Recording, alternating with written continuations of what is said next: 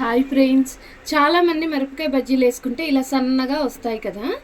కానీ బయట కొనే బజ్జీ లావుగా ఉంటుంది, కానీ కారంగా కావాలంటారు మన వాళ్ళు. దానికోసం చిన్న టిప్ అనమాట. ఫస్ట్ ట్రిప్ ఇలా వేసి తీసుకున్న బజ్జీలు అంటే కొంచెమే కాగాలి. ఇలా తీసిన తర్వాత వాటిని మళ్ళీ ఇలా పిండిలో పెట్టి స్టఫింగ్ చేసుకొని వేసుకుంటే చక్కగా లావుగా వస్తాయి అన్నమాట.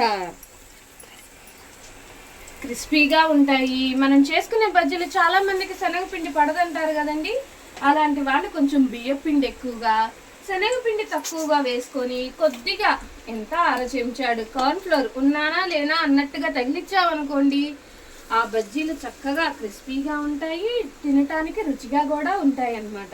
చూసారా ఫ్రెండ్స్, ఇలా వేయటం వల్ల బజ్జీలు చూడండి ఎంత లావుగా వచ్చినాయో. ఇంకా ఏంటా వైట్ పేపర్ వేసారు వీళ్ళు అనుకుంటున్నారా? మనం తినేటప్పుడు బజ్జీ చేతికి అంటుకోకూడదు కదండి ఆయిల్, అందుకని ఆయిల్ అనమాట. ఎక్స్ట్రా ఆయిల్ కూడా దానికి అబ్జర్వ్ అయిపోతుంది. సో ఇది ఇవాళ వీడియో. Bye friends.